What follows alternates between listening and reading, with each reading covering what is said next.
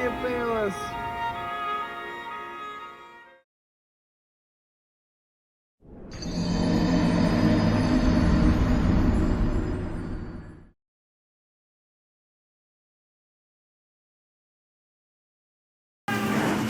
This is really hard.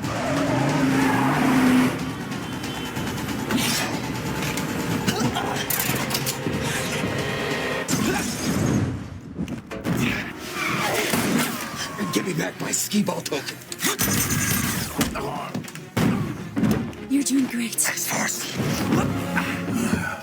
I guess. Glorified plumbing. Give me your best shot, One-Eyed Willie.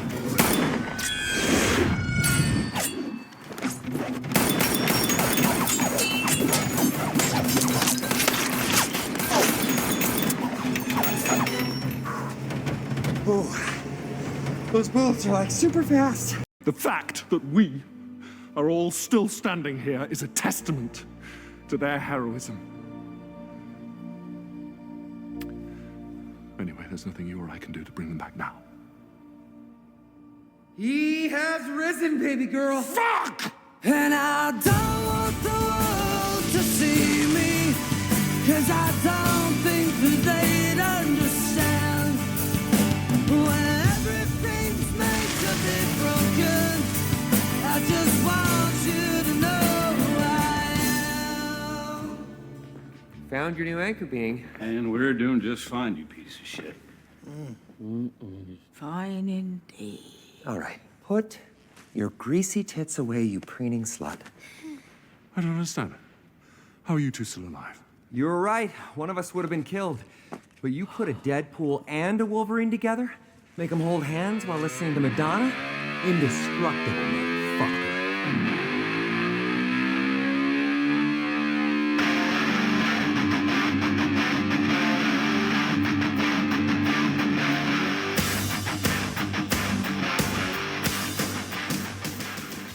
Welcome back to Ball and Chain. It is week 17, the big dance. The championship week is upon us. Brian, I've had many people reach out to me asking about you. I'm sure we've had just as many people reach out to you directly. How is the Brian football team faring after the performance this week? I wouldn't know. I haven't been in the locker room. I haven't even A been real in Brandon Ayuk. I haven't even been there. I've gone full MIA. We don't know where he is. That's what everybody's saying about me. When your team quits on you, like my team quit on me, they don't deserve to be addressed. And I'll leave it at that. Yikes. Well, Brian, I don't know how they do it, but in spite it being about 48 hours before Christmas, I still got the paper this week. I don't know about yourself. I did get it.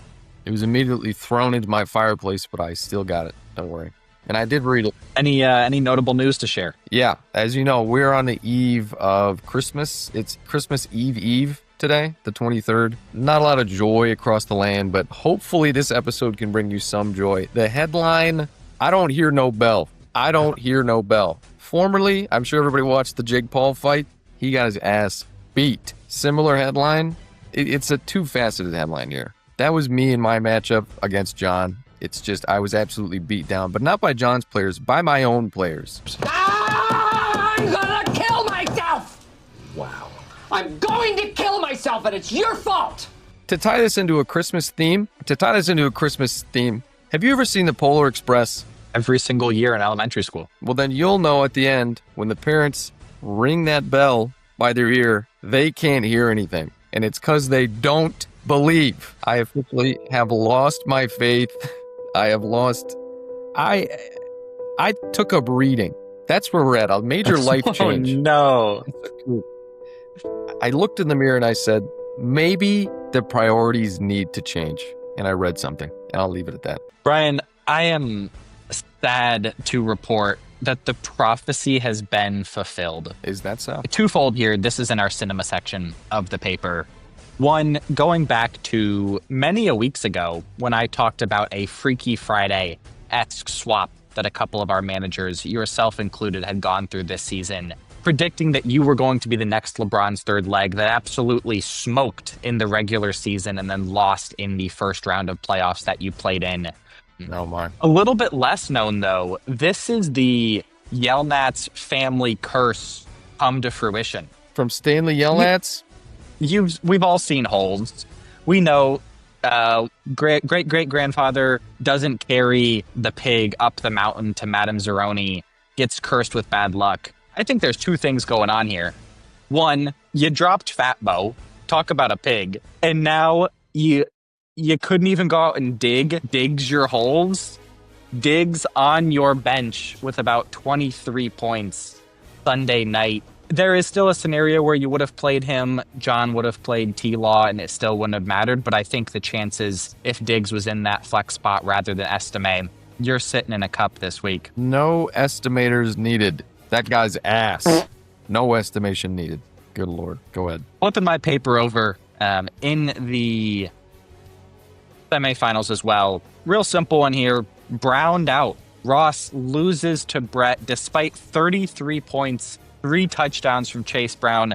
Kittle with a true Greg Jennings put the team on his back performance last night, leaving it all on the field, dropping 24 points to get Brett to another fantasy playoff or another fantasy championship matchup. Good for Brett. You know, we've been glazing Brett quite a bit on this show. We are happy for him.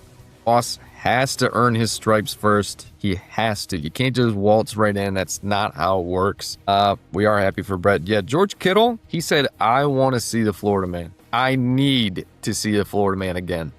And I need to make him feel me. He traded me. It is going to be fireworks this weekend. I do have one more. Cooper, as you know, I said last week, who feels lucky? Do you feel lucky? This game is a game of luck. As much as we may like to think that it's about skill, it's all luck. Caden experienced that this weekend because he may as well have just closed his eyes and just thrown a dart at any quarterback who we could have played. But he hit the wrong one. How in the hell do you even get 0.02 points? How do you even do that? I can't believe that. That might be the most shocking fantasy score of the weekend. I don't care who. Are you kidding me? Holy sell.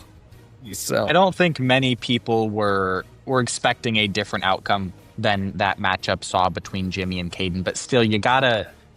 I'm sure he would have loved to see a little bit more fight out of the guys now facing down 50 dogs. No, he certainly would have. And let me do a quick confirmation here. Yeah, it is true. My sources are telling me Jimmy would be in the championship game this week.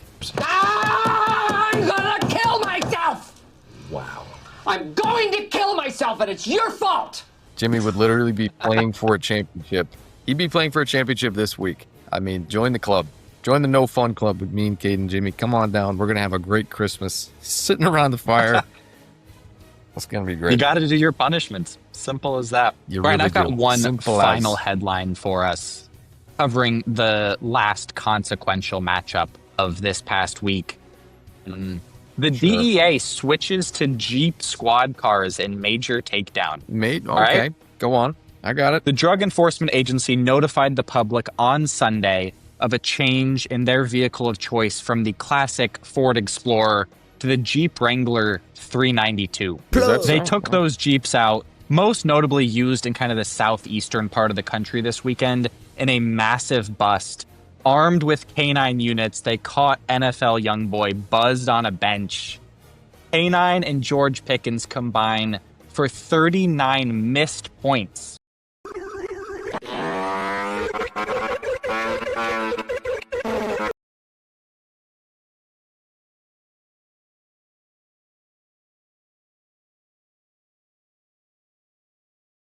On the Tinglers roster this week, I would have been in the 140s had I played those two guys, and I would have been sitting pretty. And yet, here we are. Ashton Genty pops off for no damn reason. What the hell? Loses. Dude, don't get me started. His best performance of the year is in week 16 when every manager who has him is already eliminated. What an asshole. Against Houston? What is up with this week? That's not supposed to happen. That's not supposed to happen. Oh my God. It feels bad doing a headline on yourself, doesn't it? It doesn't. It really does. Boy, can you just say some words about Kenneth Walker? And is he getting the start? We'll get there. We'll get there. Don't tell me anything, but just say some words. I gave him so many chances. so many chances. I rode with him. I sent you every single K9 Zach Charbonnet stealing touchdowns meme I saw on Instagram for the past 4 months. And finally, after 2 single point, I think less than 5-point performances back to back in the last week of the regular season and the first week of playoffs, I say, okay, K9, you're going up against the Rams on Thursday night. And then that game explodes. I don't understand it. It hurts so bad. It's the worst possible feeling. Chimere DK caught a touchdown this weekend too. So I mean, I can't believe this narrative that we have thrust ourselves into. It's a brutal game. But Brian, we have a duty to the people to speak to the 2 matchups coming up this week. One for all the glory and one for all the dogs. I wanted a clever way to say that, and I don't even have one. It's just 50 hot dogs, plain and simple. Oh my God, 50 hot dogs? Are we for real? Yeah, I mean, do you want to start there? Let's start with the least consequential matchup. There is a 3rd place game for $50. It's between me and Ross. You know, this the 1 and the 2 seed. How fitting. I mean, what do you think?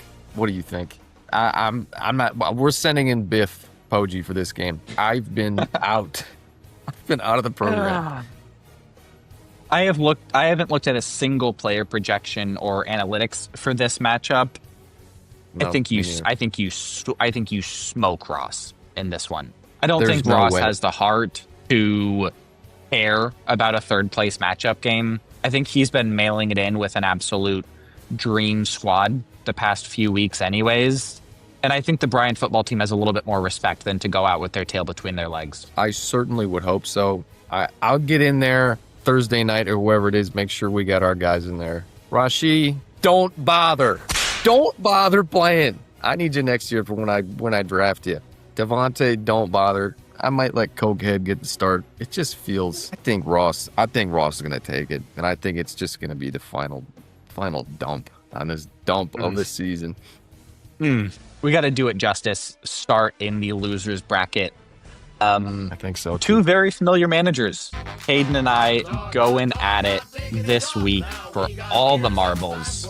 What do you see in here, Brian? I see a matchup that has been peppering GFL history with hatred and vitriol, and maybe one of our largest rivalries now gets center stage to give one of the other managers the punishment of a lifetime. It's one manager giving it to the other. I can't wait for week 1 of rivalry week next year. Oh my God, like that's what I'm looking at here. I don't know. 2 managers that seemingly have just been down on their luck. Egbuka, more like Egpuka. That guy has completely mailed it in. I'll ask the question now because we're finally here. Is Kenneth Walker getting to start this week? This may inform my decision. He is. What I learned this past week is that you got to dance with the one that brought you. Even if they brought you to the end of the losers bracket, I've gotten too cutesy over the past few weeks trying to play the guys that I think might pop, trying to do something clever.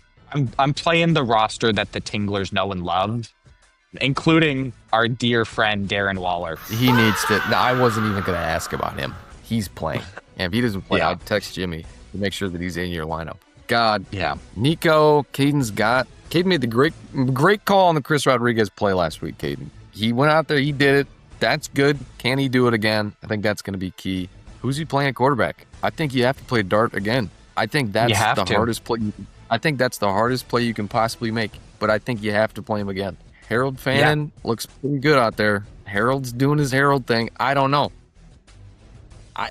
I don't know. I'm afraid to say it in front of you. I don't know, Cooper. Are you going to be waiting in labor with a hot dog in the hand? We've got a little bit of time to spare, thankfully.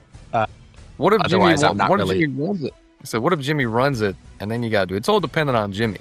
Nobody's doing this until Jimmy runs his marathon, I don't think.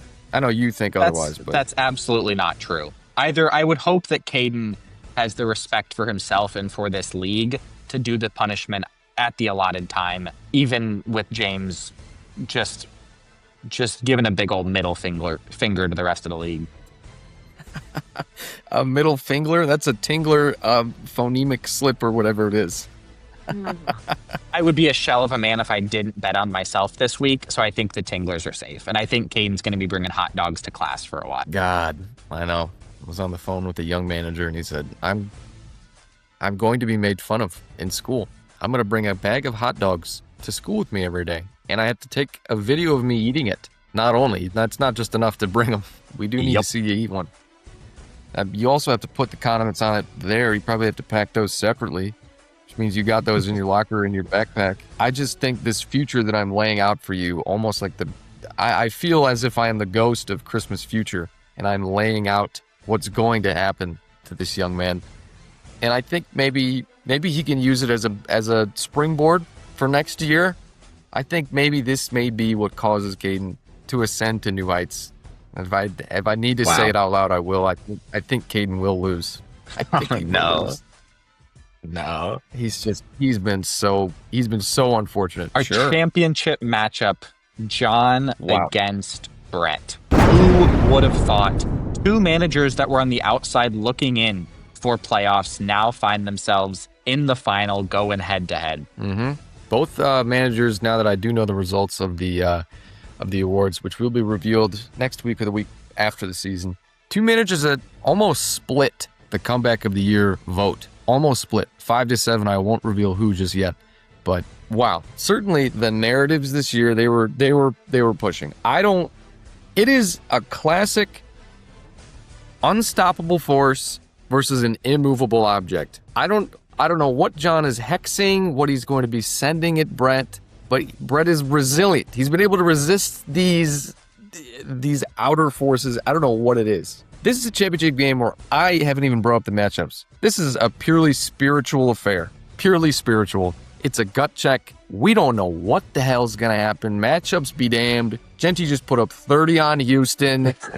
Josh got 6 points. Trey McBride gave me a 6-7 in my lineup. Nobody knows. Nobody fucking knows what's going to happen. And I have to go with what I've been saying all year. It has to be Brett. It has to be. He will find a way to win his GFL title. He doesn't come into another title game with the memories of the last time he was here and go down the same way. I just don't see it. I don't see it going out that way. Yeah. It's a head scratcher of a week end of matchups. I think you can trim 80% of the players in their lineups for this week. It's coming down to the blockbuster trade that the two of them made earlier in the season. JSN, Tony Pollard, and George Kittle for James Cook. And I'm not saying like it's going to be their points exactly, but that's what it's going to come down to, is some combination of those players either rising to the occasion or falling to the wayside. Shocking fact for you. Tony Pollard is the lead rusher over the past 3 weeks of the NFL. You're shitting me. Tony Pollard? 365 rushing yards over the last 3 games. Who knows? Who knows what's going to happen? Who fucking knows? Nobody can predict anything. Oh my God. Yeah, that's shocking. Brian, I think we've all experienced this, particularly in our adolescent years, when there's just that kid who rides the bus that like you don't want to be friends with. You don't like him. You want to see him fall. And yet every time you talk to him, he is the nicest person ever. I'm not talking about in group settings. I'm talking about the two of you are waiting at the pickup line and you're just chit-chatting about your days, having a good time. I have predicted and prayed on the Florida man's downfall for the past 8 weeks straight, and John's broken me. He has been, in our texts, in our messages, he's been nice. He's offered to step into ball and chain when necessary. He's been a phenomenal fill-in. He's been the backbone of engagement in this league to some of our detriments. And I don't know what I need to pay the scriptwriters next year to come up with something original, but I think we're seeing Cinderella 2.0. I think the Florida man gets it done. And I think that may mean the disbandment of the GFL. I think this might be the straw that breaks the camel's back, and it's over after this. It's literally pulling at the threads that connect us. The Florida man. I don't understand. I don't understand the Florida man. This narrative, this powerful narrative that he pushes through here, seemingly by just sheer force of will. It's hard to deny. And if there's anybody that can do it, I think it's I think it's LeBron, but a back-to-back Florida Man champion. Is this a universe that's that what I my want? 8 ball showed this morning. Is this a world that I want to live in? Is this the world that you want to raise your child in? A back-to-back Florida Man world? Oh my gosh. Dark days truly may be upon us. I'm excited. There you have Goodness. Cooper, we do have a bonus segment brought to you by... Fantastic. I need something to cheer me up after this week. It's not going to cheer you up. It's not going to cheer you up at all. Maybe it'll give you a chance to maybe think about rewriting the past. But Cooper, we're going to end it the way we started it. It's going to be with a draft, but this time it's got a twist. You're going to get to draft a quarterback. We'll say a running back, a wide receiver, and 2 flexes just to give us some room here. But it can only be from the pool of players that have been injured this year. Players that have been injured and have been taken out, or I'll even say are currently injured. At the end of the season. That's what I'll say. What these players would have been without an injury this year. That's what I want to say. Because I think next year is an entirely different conversation. Yeah. A man taken in the first round of our draft this year. Give me Malik Neighbors. Yeah. I think it's an obvious pick, and I think it's a good pick. All right, we're going to take Rushy first because he did miss most of the year anyway with the suspension. So we're going to add that on. A whole season Rushy would have been nice. I think it's a good first pick. I do have some other guys I'm thinking of. We'll put him at the wide receiver spot. Got my wide receiver, got a couple flexes open. I'm gonna let quarterback sit for another round. Give me Cam Scatterbo. Oh, I was going to take Cam Scatterbo. I'm just building the Giants. Oh, you are. Look at that. Logan is watching this program and he's slowly weeping into his pillow for what could have been of Cam Scatterbo. I don't want him. I'll take Jaden Daniels. I think he was an absolute cheat code for you. Yeah, I think he was an absolute cheat code. He missed so much this year for injuries, and I think he could have been nice with those guys. Oh, I got some other guys too that I got. I'll take him. It's a good pick. I'm gonna get some speed on the outside. Oh, give me Tyreek Hill. Yeah, that's a good pick. Big Tua believer in that household. A big Quinn Ewers believer. Is that so? But now this week, No. You certainly are. Goodness. A brief is the baby going to be a Panthers fan or a Dolphins fan? I have to ask. That's a fair question. I think they're going to appreciate both teams. Is that so? They're going to be a fan of the game? I have told Anna that she gets first dibs at influencing NFL fandom because there is not a slim chance that our baby is anything but a Michigan Wolverine. And for being a big Hawkeyes fan and family, that I had to nip that one in the bud. So I've given her the first pick on NFL. I think that's fair. I think that's a fantastic trade-off. That's a great trade-off. Goodness. Yep. All right, yeah, Tyreek is a great pick. I think we're gonna go to James Conner. I need James Conner. I thought you I might. need James Conner. He's an absolute rock. He's an absolute rock there. I had him last year. Really Brett's guy, though. Really Brett's guy. 2 of these guys are guys that Brett has or has had. So that might be saying something here. Goodness. And yet he's in the finals. Thanks to John's trade. What do you do with the guys that you got? Goodness. They have guts. I'm very understanding if you want to throw a flag on this one because he is playing now, but he missed a crucial period of the season. And even once he got back, I think there were several weeks where he wasn't quite himself. Would you give me Lamar? Would I give you Lamar? I think Lamar still is hurt. So I think I will give you Lamar. Lamar looks like buns out there. Yeah. I mean, that's what is he doing? I got 2 flexes open. Who's a good guy? Gosh, can you imagine if I picked up Brandon Ayuk here? Wouldn't that be something? I think I would take Omarion Hampton. Caden's season would have looked entirely different. Yeah, he looked really nice before you went out originally. Yeah, We'll put him in there. I'm going to round it out, if you'll allow me, another wide receiver who is now back technically from injury. But I think this one just hits the closest to home because it was really the turning point in my season. And it's Drake London. You take Drake? Yeah, Drake really went down at the worst possible time for you. Worst possible time. I think there's a chance the Tinglers are in the finals if Drake doesn't go down. I mean, because then you make it in there, you make it into the playoffs, and then it's just who knows? Maybe you actually play the Goobers. I don't know what would happen that week. I think I'd be curious to see how this one played out. I'm just gonna go ahead and give this spot to Austin Eckler, my guy, who started this journey. Who started this journey with me? Went down with an ACL tear. I mean, it's just, who knows if he would have stayed on the roster? Who knows? I think he deserves the last. What could have been? Yeah. Cooper, next time I see you on this channel, we will have crowned a GFL champion and a GFL loser. Just saying it gives me goosebumps. I mean, what are you thinking coming into one of these games? I've spoken enough on where the Tinglers organization is at in our headspace. What I want to do is I want to implore the 8 managers who are not in one of those final matchups to cherish it. This is the last weekend of fantasy football for about 9 months. And it's a long drought between now and September. And through the heartbreak, through the triumph, it's all love. It's incredible every step of the way. And we're going to miss it here really soon. So even if you're playing for I still don't know if we did the 5th place and 7th place matchups last week or this week. I don't know.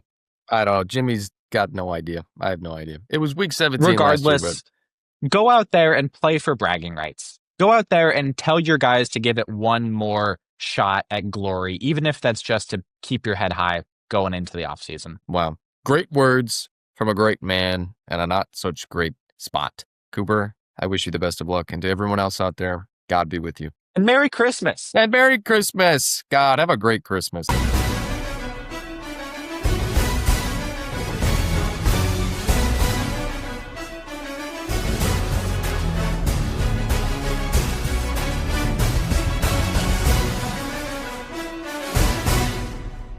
But we might be able to get the league loser on the show live next week to eat a dog for us. Oh, the inaugural dog? The inaugural? The inaugural dog?